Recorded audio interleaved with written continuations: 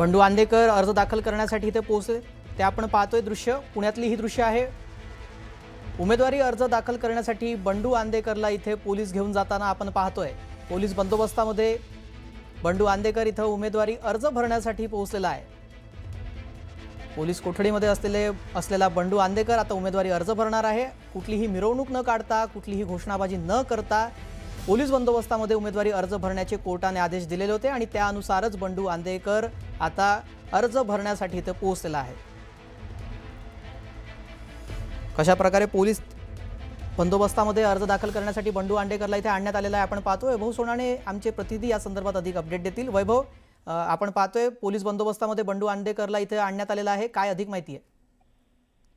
बंडू आंदेकर हा प्रभाग क्रमांक 22 मधून आज अर्ज दाखल करेल। नेमकी उमेदवारीचा बी फॉर्म जो आहे अधिकृत पक्षाचा तो अजूनपर्यंत त्याला देण्यात आलेला नाहीये। तुर्तास अर्ज दाखल करून त्यानंतर शेवटच्या दिवशी अर्ज मंजूर झाल्यानंतर त्या अर्जाला बी फॉर्म जोडला जाईल त्याच्याकडून राष्ट्रवादी अजित पवार पक्षाचा, अशी माहिती सूत्रांकडून मिळते। तो येण्यापूर्वी साधारण तासभर सोनाली वनराज आंदेकर आणि लक्ष्मी उदय आंदेकर या दोघींना आणण्यात आलेलं होतं। ते प्रभाग क्रमांक 23 मधून या दोघी अर्ज भरणार आहेत राष्ट्रवादीच्या तिकिटावरती आणि राष्ट्रवादी अजित पवार पक्षाच्या, आणि त्यासाठी स्पष्टीकरण देण्यात येते अजित पवार पक्षाकडून की त्यांच्यावर कुठलेही गंभीर गुन्हे नाहीयेत किंवा या आताच्या गुन्ह्यामध्ये त्यांना सह आरोपी करण्यात आलेले, त्यांचा थेट सहभाग हा कुठल्याच गुन्ह्यामध्ये नाहीये किंवा यापूर्वी त्यांना कुठलीही शिक्षा झालेली नाही, त्यामुळे त्यांना हे तिकीट देण्यात येत आहे। बंडू आंदेकरच्या उमेदवारीच्या बाबतीमध्ये मात्र राष्ट्रवादीकडून सावध भूमिका घेण्यात आलेली आहे। अजूनही कुठली स्पष्ट भूमिका त्यांनी सांगितलेली नाही कधी बी फॉर्म जो आहे तो दिला जाईल किंवा काय। मात्र या सगळ्याच्या पूर्वी बंडू आंदेकरनं न्यायालयामध्ये सत्र न्यायालयात अर्ज केलेला होता त्याला उमेदवारी दाखल करण्यासंदर्भात।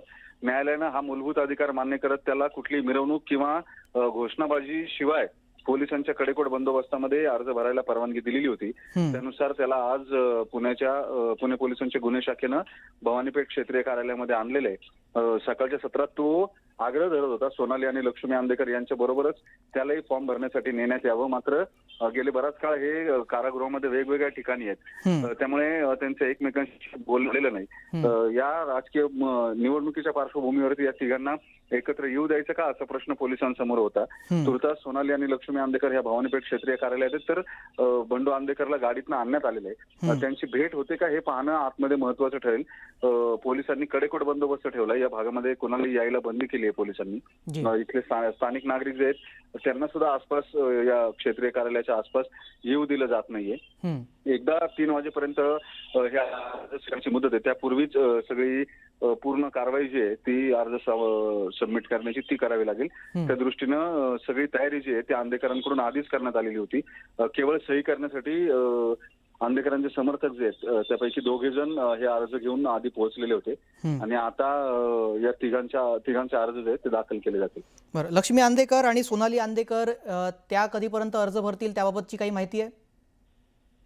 लक्ष्मी आंदेकर आणि सोनाली आंदेकर यापूर्वीच आतमध्ये गेल्या, त्यांच्या अर्ज भरायची प्रक्रिया सुरू झालेली होती, त्याच्यामध्ये काही क्वेरीज निघालेल्या होत्या, त्यामुळे बराच वेळ साधारण 1-1.5 तास झाले या दोघी आतमध्येच आहेत। बंडू आंदेकरला उशिरा आणण्यात आला, आता काही मिनिटांपूर्वी त्याला गाडीत बसवून ठेवण्यात आलेलं होतं इतक्या वेळ, आता त्याला आतमध्ये कार्यालयात नेण्यात आलेलं आहे कारण वेळ 3 वाजेची आहे, त्याच्या आधी पूर्ण कार्यवाही जी आहे ती करावी लागणार आहे। जी, धन्यवाद वैभव आपण दिलेल्या सविस्तर माहितीसाठी। बंडू आंदेकरला इथे अर्ज भरण्यासाठी आणण्यात आलेला आहे, 3 वाजेपर्यंतची वेळ आहे आणि या आधीच लक्ष्मी आंदेकर आणि सून सोनाली वनराज आंदेकर या दोघी जणी आतमध्ये त्यांना नेण्यात आलेला आहे।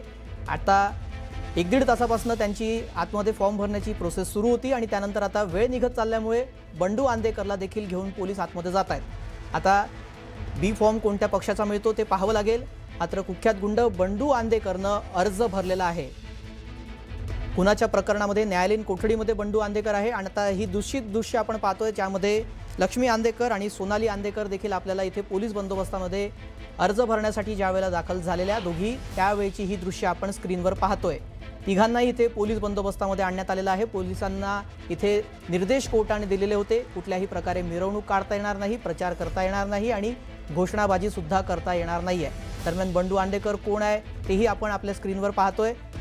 न्यायालयीन कोठडीमध्ये असलेला बंडू आंदेकर आता अर्ज भरण्यासाठी पोहोचलाय, अर्ज भरलेला आहे।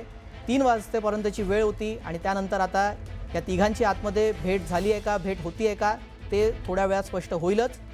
मात्र गुंड बंडू आंदेकर यानं राजकीय क्षेत्रामध्ये आपला उमेदवारी अर्ज भरलेला आहे आणि आता प्रवेश केलेला आहे